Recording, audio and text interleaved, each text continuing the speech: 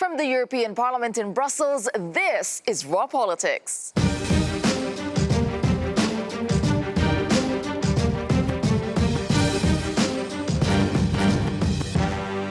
Thank you for joining us tonight, and this is what we have on the program. Not going quietly. Sacked for allegedly leaking secrets. What an angry ex-ally means for Theresa May. Growing pains 15 years after expansion. How divided is the EU, and should it expand again? Choose your future. The EU pulls at the heartstrings in a new campaign aimed at improving voter turnout. May Day melee. Protesters and police clash in France and beyond on a day dedicated to workers' rights. And flag flap, a French MEP's not-so-subtle message to Brussels in tonight's Raw Moment. Thank you for joining us this evening. It is time to meet our panelists. We have Darren McCaffrey, our political editor at Euronews. Darren, what story are you watching? I think it has to be the May Day protests yesterday. Yet again, some extraordinary scenes across France and in Paris, particularly in a hospital, I think, at some stage. A reminder that even though the numbers weren't necessarily that great, they're talking about 150,000 across the country, that there is still an awful lot of anger amongst workers, and not just in France, but across Europe, about the current conditions for them. All right, we'll be looking into that. And also joining us is Stephen Wolfe. He's a British MEP who is non-attached. What are you watching tonight? I'm going to be looking at the expansion of the European Union. Not only have we just expanded dramatically over the last few years, they're still considering expanding into other European countries, having not solved all the problems of unemployment for the youth across the country, whether you've got a banking union across the European Union. You still expand, having not solved your problems. No one seems to be listening or learning from the past. All right. And also joining us, Jennifer Baker. She's an EU policy journalist and founder of BrusselsGeek.com. What about you, Jennifer? I'm always going to be relied upon to choose a story with a tech angle, Tessa. So obviously I'm going to go for Gavin Williamson and his alleged leaking of Theresa May's plans to include Huawei components in Britain's 5G network. I mean, I quite also like the whole espionage element of this, and did he or didn't he? Don't we all? Yeah, and that is exactly where we're going to begin tonight, because last night, UK Prime Minister Theresa May sacked her Defence Secretary Gavin Williamson for leaking confidential information from the National Security Council.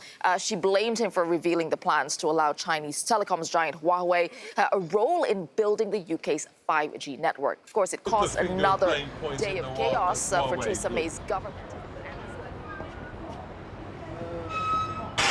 Williamson, he hit straight back and he denied any involvement in the leak. Well, let's take a look at his statement. He said, quote, "I am sorry that you feel recent leaks from the National Security Council originated in my department. I emphatically believe this was not the case. I strenuously deny that I was in any way involved in this leak, and I am confident that a thorough and formal inquiry would have vindicated my position." Quite a strong denial there from Williamson. All right, we are joined now from London by our correspondent, Tig Enright. Tig, all right, so Williamson spoke there, but he might have gone, but the matter is still far from close. So what's next now?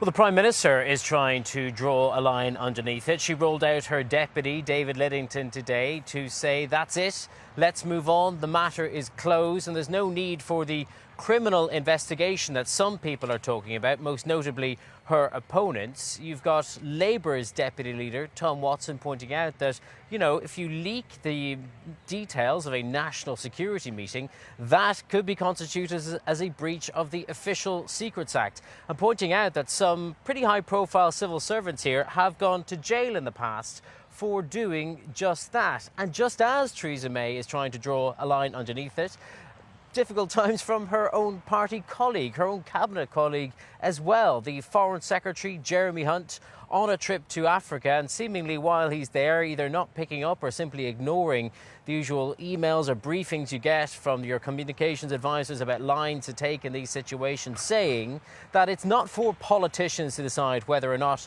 there should be a criminal investigation. That is for police to decide, he said.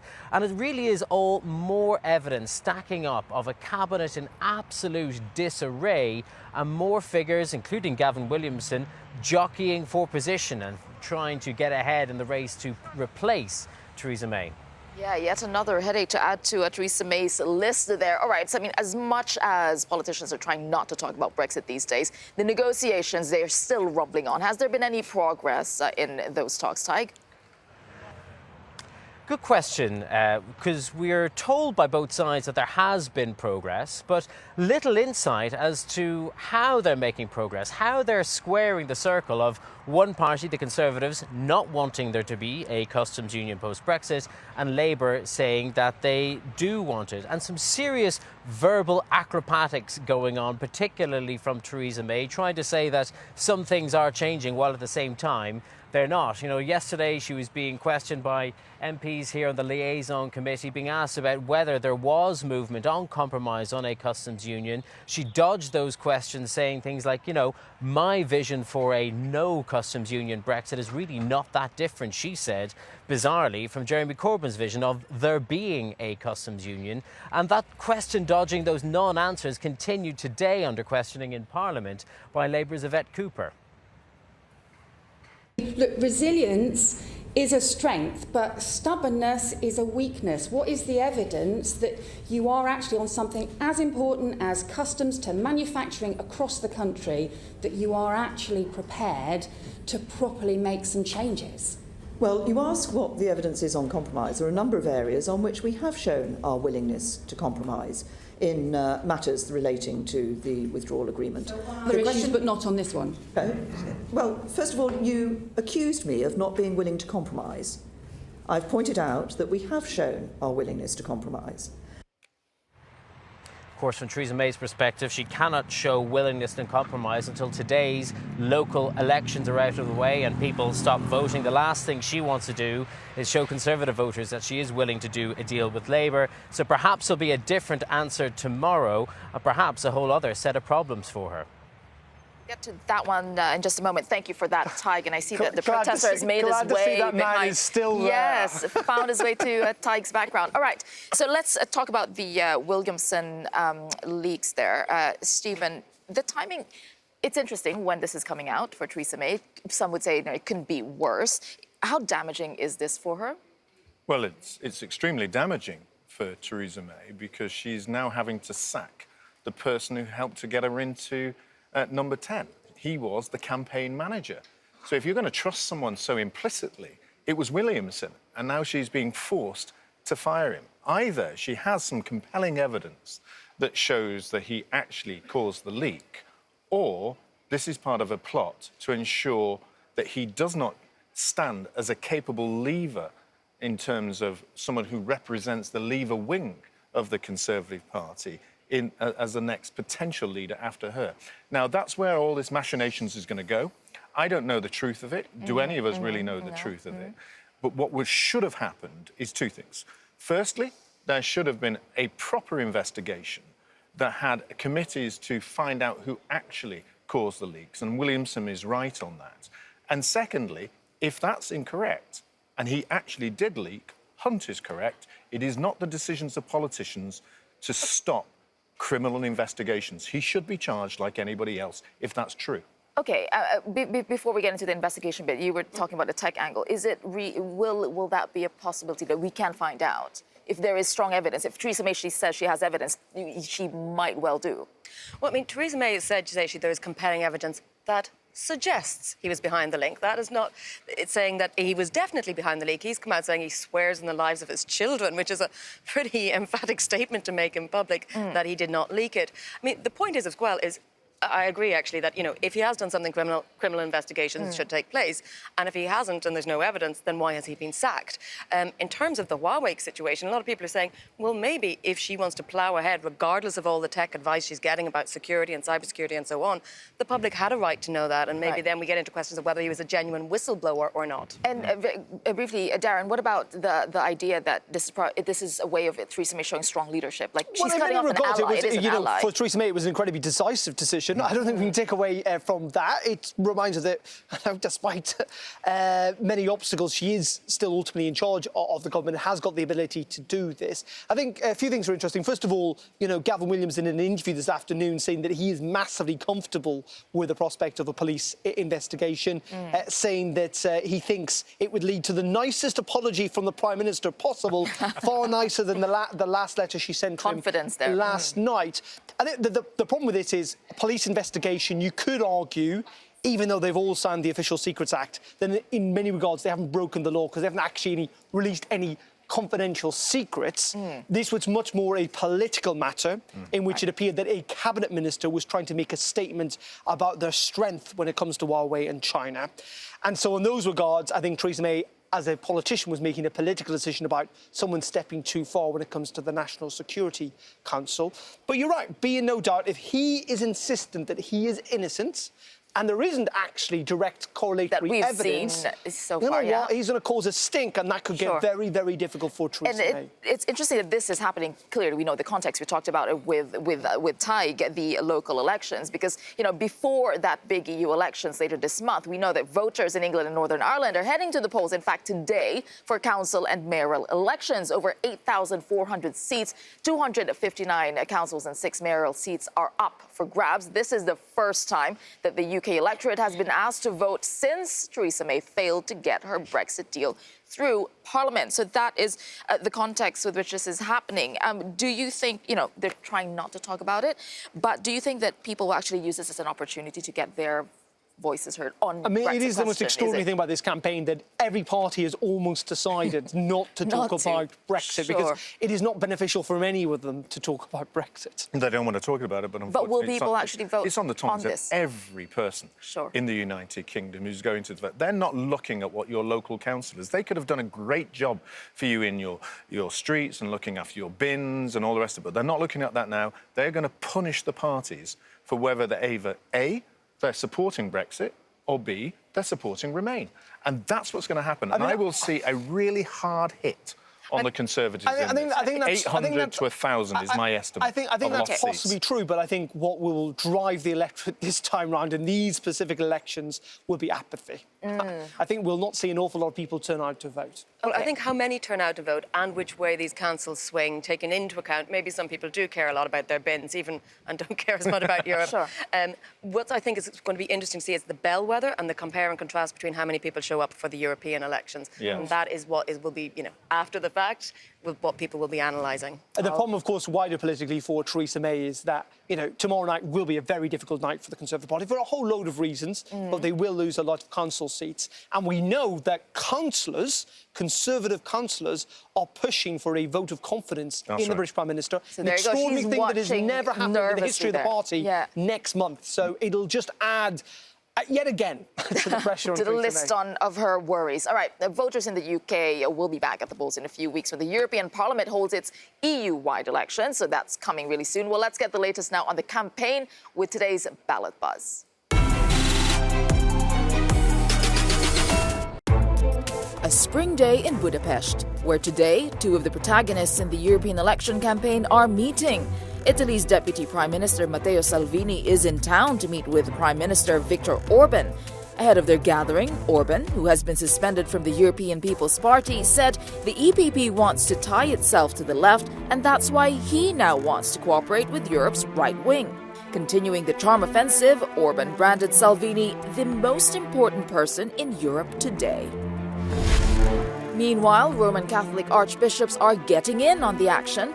9 archbishops from 5 countries have signed an open letter urging Europe's people to take part in the European elections in the spirit of service of the common good. They go on to compel people to vote against populists.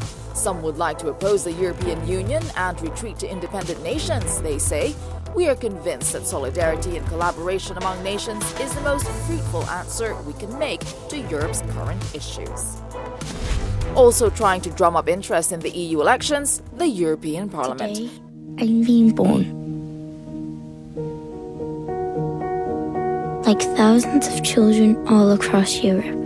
They've produced this slick video featuring pregnant women and newborn babies. What will the world we grow up in look like? Why? Well, it's apparently aimed at getting Europeans to think about the Europe they'd like to pass on to future generations. From the second we come into this world, we're in it together.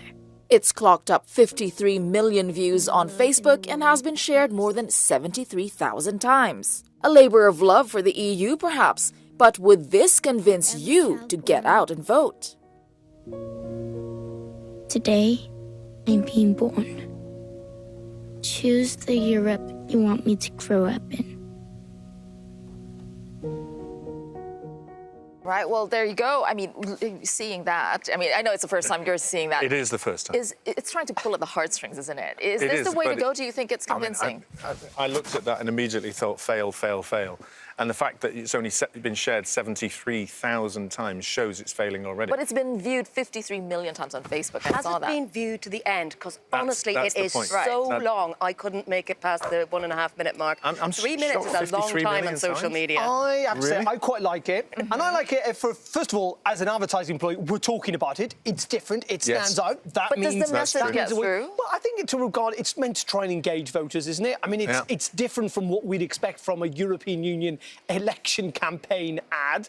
And, you know, for them, the key message of trying to think about what the next generation, what Europe looks like for your kids, it's quite a powerful message, I would say. I mean, it's clearly not going to be everyone's cup of tea. No advertisement is. But as I say, I come back to the fact that we're talking about it. Clearly, it's been effective to a But maybe degree. people actually stay and watch because you're trying to understand what is this Well, about, I think really, you've got to look right? at it and turn around and say, what are you actually trying to sell me? What are you actually trying to tell me?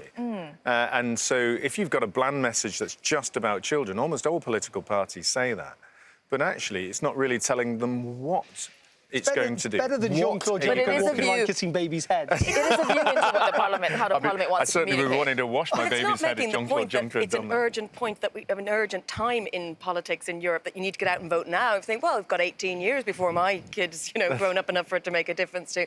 So I just find it a very, very odd approach But on the the European positive Parliament has side, taken. I do accept that they are trying to think out the box and be something different. And the other thing we saw there in the ballot box was They are. Think outside the box. the religion bit, the archbishops calling for telling voters to go out to vote, to address it, the voter turnout, and to not vote for populists.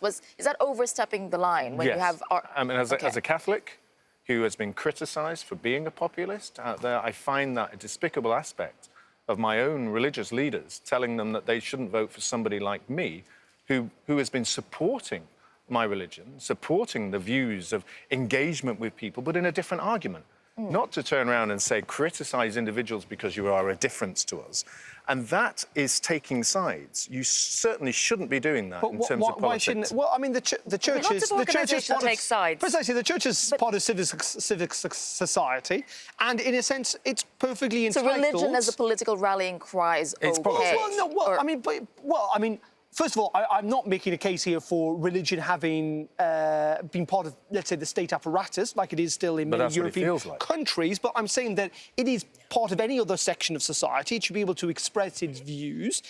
And even as a Catholic, you don't necessarily have to agree with the hierarchy of your church when it comes to how you should vote. But what is interesting is that if you are a religious person, surely that should make you reflect on how you're going to vote. Because the argument many would make is that actually trying to be a good, proper Christian is not potentially voting for populist parties. All right, Well, Jennifer, I would If disagree with that. Weatherspoons can come out and tell people to vote leave, it doesn't mean everyone who drinks in a Weatherspoons has to vote leave.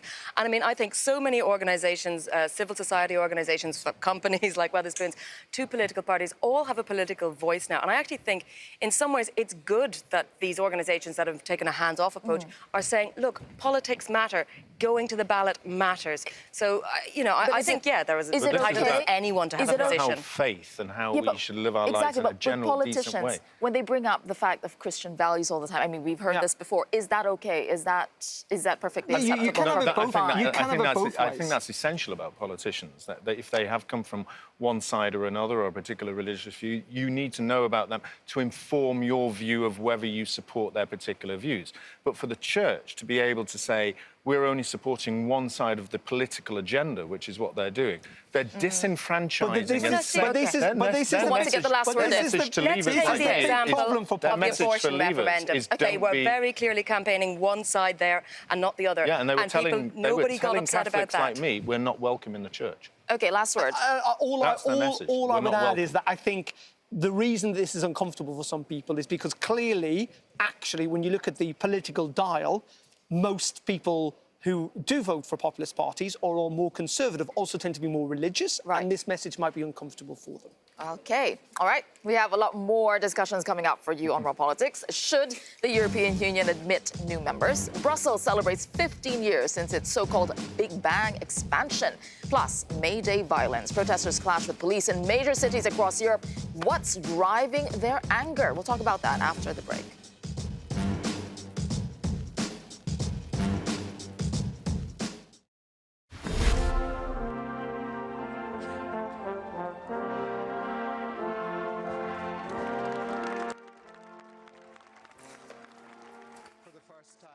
All right, welcome back. Those pictures were from Strasbourg 15 years ago as the EU welcomed in 10 new countries. The so-called Big Bang enlargement was the biggest expansion in the EU's history. And the anniversary was marked in Poland yesterday, but it's fair to say that the new countries have had their share of teething problems. Just this week, a Eurosceptic politician removed all EU flags from the Estonian parliament, while Poland was warned to stop treating the EU as a money-making machine.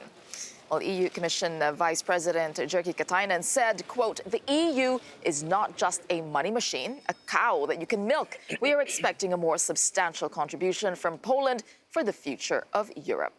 All right, joining us to discuss this is Peter Klepp. He's the head of the Brussels office at Open Europe. And also still with us is British MEP Stephen Wolfe and our political editor, Darren McCaffrey. All right, when we are looking at this, at the arguments pro and con, okay, what is your view first? Should Europe continue expanding and celebrate this enlargement? Well, I think the enlargement, the big enlargement, has been a great success, despite some negative points as well. If you look economically, these countries have been booming. I do think that's not because of all the money that has been sent over there, and economic research actually backs that up. It actually claims that in many cases it has been a negative factor. But of course, the access to the single market, that's been a great thing for But is the EU for these pursuing countries. a political dream at all and any cost? There was a political aspect about that, and there was nothing wrong with that. These countries actually have been betrayed after the Second World War, when they have been under the Soviet boot for decades. So I think it was only right to bring them back into the Western family. So, Stephen, great success, this enlargement?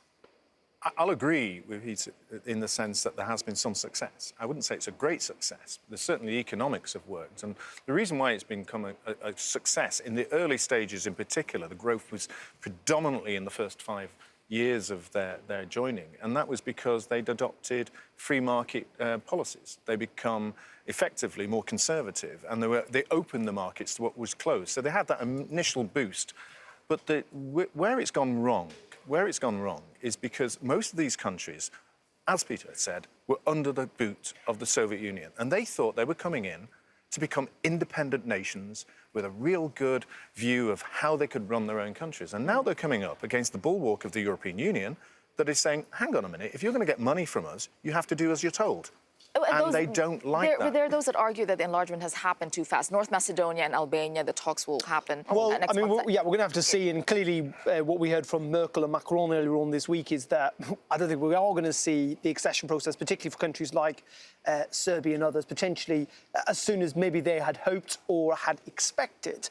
I think ultimately, clearly, there have been benefits for the Eastern European bloc in this, but my word, have there been benefits, and don't forget it, for Western Europe in all of this. You know, we're still reaping the rewards, 15 years on. You look at it, go to Budapest or to Warsaw or to Bucharest. There are now Carrefours and there are Lidls. There are massive Western European countries that have access to hundreds of millions of new consumers, which they have done very well out of. And second of all, it must be said that while undoubtedly Eastern European countries economically on a macro level have done quite well, you know, and the free movement of people is an argument, and people talk about migration and immigration, but people also don't talk about emigration enough. And there are many of these countries now facing a demographic crisis. And that's the negative. Because many of their workers because of higher wages, have moved to Western Europe. Take Poland. Huge parts of the West and the South are actually struggling. They've had to bring in 250,000 Ukrainians to fill jobs because there's so many Poles that have gone. You've seen the capitalisation of these countries by Western countries and the diminution economic side. Yeah, on the economic side. Well, it's also about people, though. And so they're getting fed up. They're getting tired of being abused in terms of choosing their own political parties. They're getting tired of feeling that German and Western European-dominated countries are in there. They're getting tired of seeing their young people being taken off to other countries. But when it comes to expansion, though, what I want to talk about is because rule of law, you can't even get some of the countries like Romania, Bulgaria in line when it comes to corruption, for example. If this is not even fixed, why are we talking about other countries? And that's your second point. I think an important thing to do is not to fuel the corruption. If you take Romania, which has institutions that are very vulnerable to corruption, then I certainly don't think it's a good idea to splash even more money onto that public machinery that is so vulnerable for corruption. And that's the lesson that we have to keep in mind for possible future enlargements. I think we should not rush. There is time, and even the people of Serbia, the people of Albania, I'm sure they would back Western politicians imposing strict conditions before these countries can join. Well, I mean, that's also the interesting thing, kind of to flip my argument around a little bit. You know, aside from the economics and people, and, you know, it's not quite as clear-cut as I was necessarily suggesting, but first of all, you know, these countries are in a much better position than they were, certainly before the fall of the Iron Curtain. And in regards, yes, there are questions about Romania and Hungary and Poland, but where they got to in order to accede to the EU was actually quite a lot. And I think for places like Serbia and Kosovo and elsewhere in the Western Balkans, where things are really, really difficult, the EU has got a key part to play in trying to ensure that rule of law and good governance remain in place. And I will add to this, because if Europe gives up this space, who takes over? Who has a sphere of influence, Russia or China? Last question, before we go, because we're running out of time, but last question, where does it stop? Where does the EU expansion stop? Just very quickly. It can't stop because it's in the DNA of the EU. What? They will look for Algeria. There is a clear, they will look for Libya. They will go further on. Let's look at the Eurovision Song Contest, potentially Israel and Australia. Australia. Well, there you go. Okay. Well, as some are striving to be part of Europe, many on the inside, in fact, are keen to show their discontent. Because yesterday, we saw Europeans out in force as May Day protests spread across the continent and beyond. Let's take a look.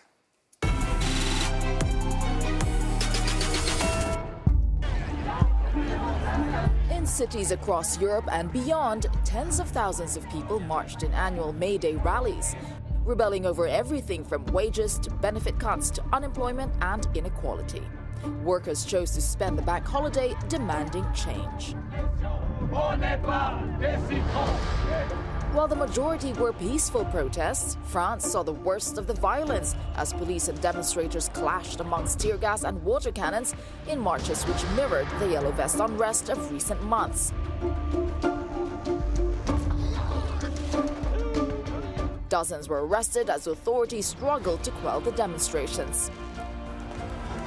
In Germany, protesters lit flares on apartment balconies and brought transport to a standstill in Greece. In Spain, workers made sure their concerns were heard as the country readies itself for a new government.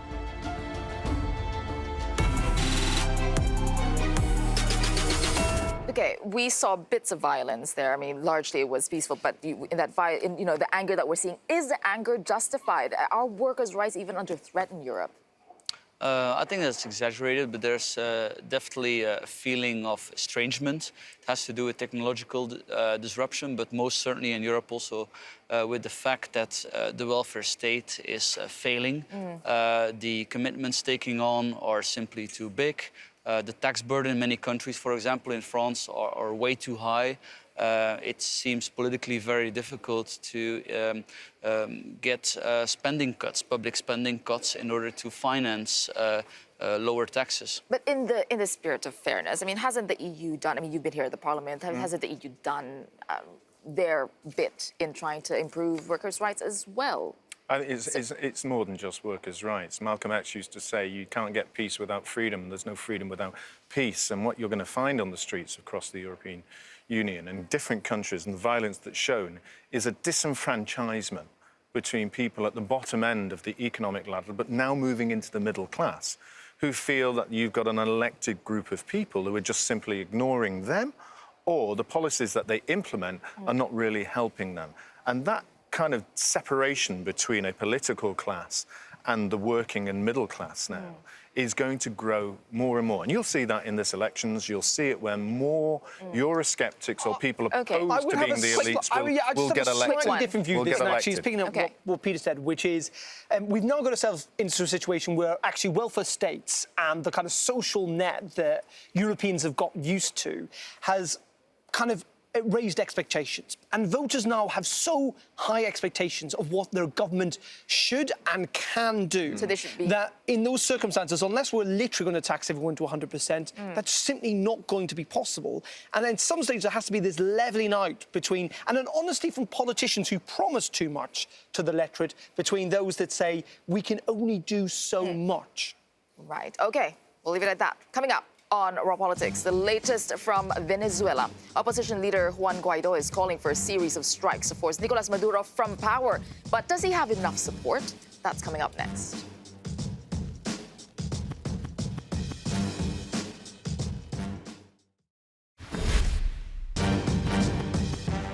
Welcome back to Raw Politics. Now, Venezuela's opposition leader Juan Guaido is calling for a series of strikes aimed at forcing the current president Nicolas Maduro from power. And his comments came after protests again swept the country's capital Caracas yesterday, and demonstrators clashed with police, and one woman was killed in the violence.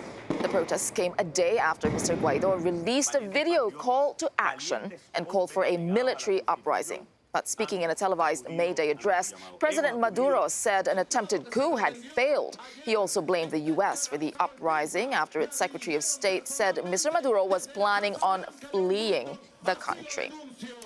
Okay, so joining us now to talk about the Venezuela crisis in more detail, we have Nelson Rosales. He's the head of the law department at Vesalius College in Brussels. And we also have Beatriz Rio. She's a reporter at Euractiv. And still with us, Darren McCaffrey, our political editor at Euronews. Okay, I'll start with you, Nelson.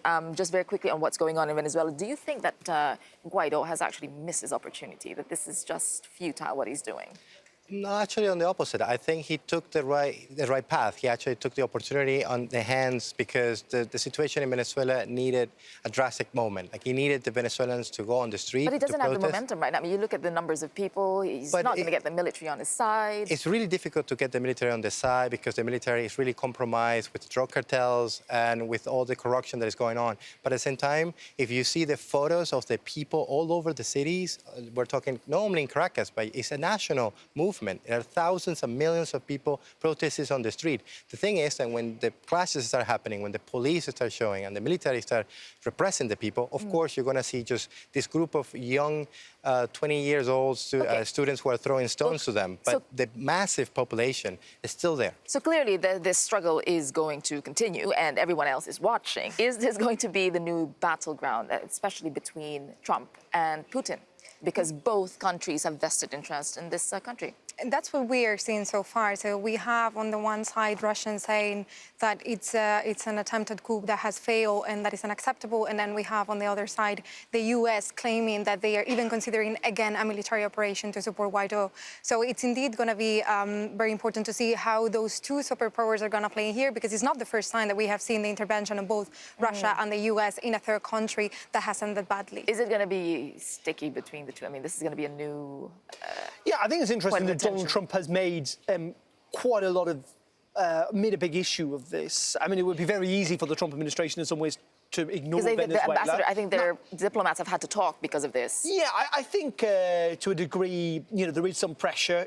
Clearly there is a kind of Latin American contingent who are quite keen to push this, the issue of Venezuela up the US agenda. But President Trump has adopted it quite seriously. And you're right, and that is going to lead, given Vladimir Putin's intentions to ensure that Maduro remains in place, could lead to increased tensions between the two. I think the big thing that comes down to it is, despite the popular will and despite the kind of political support elsewhere in the world, I mean, if you don't have the army on your side, it's so difficult to move. This is changing. If I can interject, it's changing. We've seen that the military, for the first time, liberated Leopoldo Lopez, and we're seeing the military getting more momentum on that We'll side. have to hold that thought for a while, because the EU has responded, in fact, to the latest developments, and we have a statement. So the diplomatic chief, Federica Mogherini, she said, "We reiterate that there can only be a political, peaceful and democratic way out for the multiple crises the country is facing. The EU rejects any form of violence and calls for utmost restraint to avoid the loss of lives and an escalation of tensions." Okay, let's get a bit more insight. We're joined now on Skype from Viseu in Portugal by Marisa Matias, a Portuguese MEP who sits with the European United Left. Marisa, good to see you there. You're actually campaigning, hence the car background. Thank you for joining us then. You know, you heard Mogherini's statement there. Well, it doesn't really have much. It's almost what you would expect. What do you think of that statement? I agree with the statement, to be honest, because I think that what we need now is a political solution. Teeth, right? Yeah, Venezuela is living in a dramatic situation, of course, but United Nations already offered to mediate the process, and I think that everybody's paying a lot of attention in both Trump's position or Putin's position, but not on the Venezuelan people and those living there. And I think the only way to grant their safety is to have a peaceful process. I don't know any other way, and I'm really afraid that in order to replace a non-democratic regime that like we have now, the regime of Maduro, we are just assisting to a move which leaves us to a non-democratic regime as well, which is supported by other countries, but we need to listen to the will of the people. Yeah, Marisa, but what does that mean, though? When Mogherini says peaceful protest, peaceful means, you also say that diplomatic means. What does that mean? That the EU will just stay out of it and just watch and just call for peace? Is that what that means? No, there's a contact group, and also there were some international leaders offering to mediate the process, and I think that's what is needed, mediation and the capacity to organize democratic elections, because of course if we don't recognize the results of the last elections, and I think that Venezuela is living a really huge crisis, but we cannot replace that by a non-democratic approach. So what is needed is to take into attention the people's needs and to make them have the possibility to choose in a democratic way what is their future. And that's not what is happening. We cannot stand a situation where it's Russia or United States deciding about the future of Venezuelan people. And I think that the position of Federica Mogherini is correct. And if there's intervention needed, then the intervention should be of the United Nations. All right. Thank you for that, Marisa Matias, for taking time out from your campaigning to join us on the program.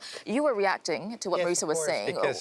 Because the issue is not between the United States and Russia. The issue is that Venezuelans want to have free elections. That's all they're fighting for. They want to actually have elections. So it's actually a transition to democracy, what we want. So you don't think this is a proxy battle between powers in Venezuela? Of course, there is the issue that the United States is supporting Guaidó. That's obvious. And then that we have the Russians backing up Maduro. That's on the ground as we've seen it. There's actually soldiers right now on the ground, Russian soldiers there. We're seeing the bombers getting there, as well as Cuban soldiers are also there. So it is difficult that, of course, not to say that there is a proxy war there, but at the same time, the main issue that we need to focus on is that the Venezuelans are trying to get elections happening, and it's really difficult for us to do it. So at this point, bluntly speaking, what can the EU do? Well, it's really difficult to see what the EU can do. What the EU can do right now, what they are doing is to try to enforce this diplomatic way through the contact group. But we are seeing that there is no actually development on there. They have not been successful in trying to get a transition into election, which is what was the main point of this contact group. So it's going to be difficult to see how they can play, because I don't think they are willing to go into any sort of international intervention like the US or Russia is claiming. Is diplomacy the way, Darren? All I would add is the EU have intervened in the sense that they're backing Guaidó. I mean, that's quite a significant intervention in itself. And there was even talk today about the Spanish potentially giving him some amnesty, which was rumoured earlier on. I mean, you know, there is a point about military intervention. I don't think we're going to get to that stage. I don't even think President Trump wanted it. It is merely a threat. And in those circumstances, all you can do is keep the pressure up, at least from the EU side. But the question is, will that change anything? Because, you know, there are lots of examples of keeping pressure up, lots of international calls for change, and nothing changes. We have had already sanctions for years, and it didn't help, and it didn't change anything. So the problem is that we want to keep on doing diplomatic moves. I mean, look at, we're not in this situation, but you look at Syria. I mean, Bashar al-Assad had been under the most enormous internal and external pressure. He is still the president. So you also think of Syria. nothing's going to change? I think there's going to be change. Just very quickly, because we have...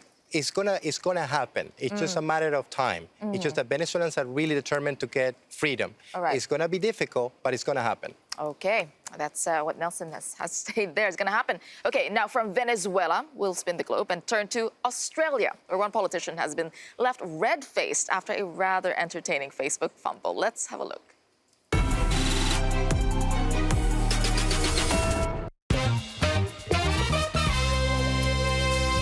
Welcome to Australia, a country whose politicians are out campaigning for votes ahead of its federal election.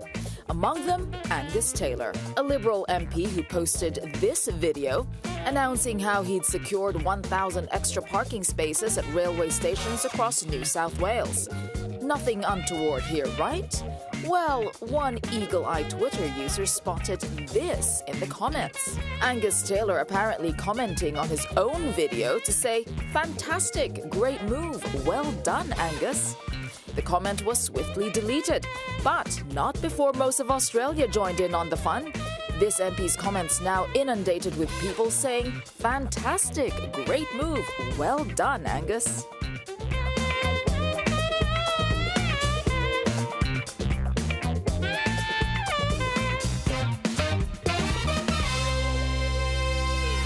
There's nothing like a bit of self-praise, is there? I know, but... The most extraordinary thing is, you know what? As a political strategy, it's probably worked, because we're talking about car parking spaces in a train station in New South Wales. I think the speculation here is that his team, or he did not realize he was tweeting from the same account, so you're kind of just facing... But he's getting the attention anyway. He is. He's definitely getting the attention, and that's what he probably wants, getting all the attention from all over the world, talking about him. That was the strategy. So here at Euronews, we say, well done, Angus.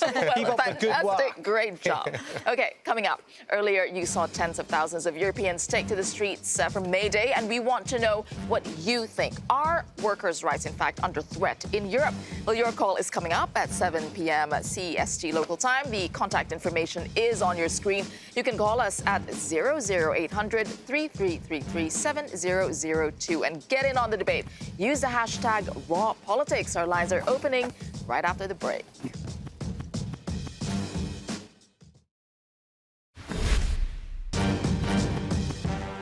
Welcome back to the program. Now, we've heard from the politicians and the journalists on today's top stories, and now we want to hear from you. As always, your call is coming up, and you'll have a chance to call in and tell us what you think. So take a look at our topics for tonight's show.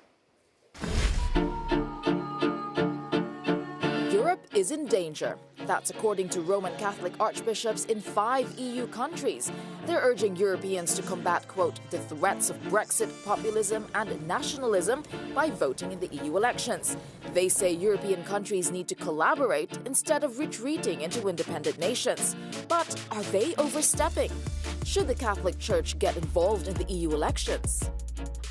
A working-class rebellion. Protesters flooded European streets yesterday for annual May Day rallies, demanding action on wages, benefit cuts, unemployment and inequality. They took a violent turn in Berlin, Gothenburg and in Paris, where police and anti-capitalist demonstrators clashed amid tear gas and water cannons. But is the anger justified? Are workers' rights under threat in Europe?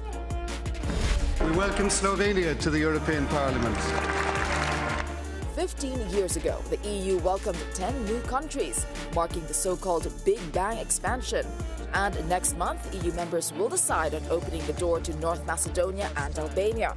But some of the bloc's newest members have had their share of growing pains. Just this week, a Eurosceptic politician removed all EU flags from the Estonian parliament, while Brussels warned Poland to stop treating the EU like a cash cow that it can milk. What do you think? Should the European Union add new members? Have your say, Europe. Should the Catholic Church get involved in the EU elections? Are workers' rights under threat in Europe? Should the European Union add new members? Well, those were the questions. Now the contact information. As you can see on your screen, you can call us for free at 00800 3333 7002. Email at rawpoll@euronews.com.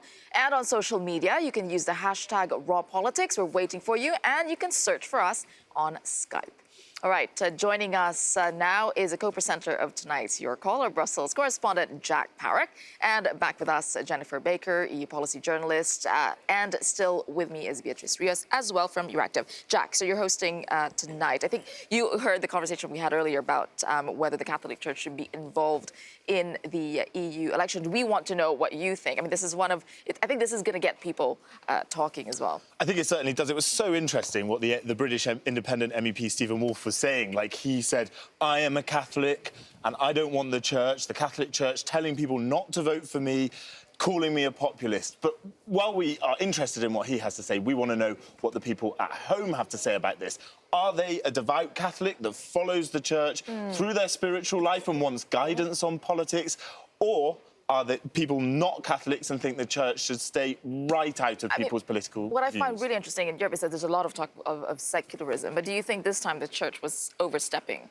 Well, the thing is that it's going to be interesting to see, because the actual countries that are calling for these people to vote are not the countries in which the Church has so much power. In other countries, however, they do have the power, but they would rather vote for the populist political parties because those are defending their own interests. So I think it's not going to play the same way in all the countries of the EU. And is there enough influence? Actually, I think we were talking about that earlier as well. Will people actually follow this? Does it matter that they say these things? Well, I think it very much depends on how religious you are. I mean, and, you know, we talk about increased secularization, and I do think that is actually a case. I mean, Stephen Wolfe said he felt that the Catholic Church was saying to him, you're not welcome. Well, the Catholic Church says to lots of segments of people, you're not really very welcome, whether they be people from, you know, communities that are not aligned with their values, or whether they be, you know, gay people, lesbian people who are told by the attitude of the Church that they're not welcome either.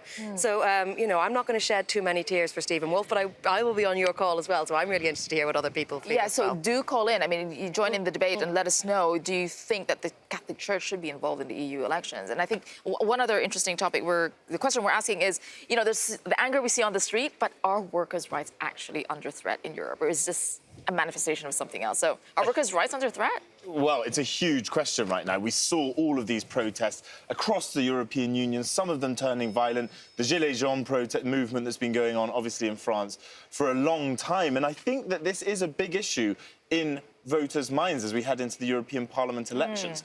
Do people feel that they are listened to as far as their rights in their workplace or not? We really want people to call in on this one, especially. And do you know what, Tessa? Do you know what we love on Your Call? When people use Skype and show us their faces yes, we'd when love we have to that see conversation. you. Yeah, so do you think your rights are under threat in Europe? I mean, we'd love to hear different points of views on that. All right, so you can call us for free at 00800 3333 7002. See the contact information on your screen again. You can email us, rawpoll@euronews.com, or on social media. Just use the hashtag #RawPolitics. You'll see a lot of our stuff there on that under that hashtag. And as Jack was saying, look for us on Skype. We'd like to see you. Okay, so it's time for tonight's Raw Moment. It comes from northern France, where Frexit supporting MEP Florian Philippot, he found a new way to express his opinion of the EU. Let's take a look.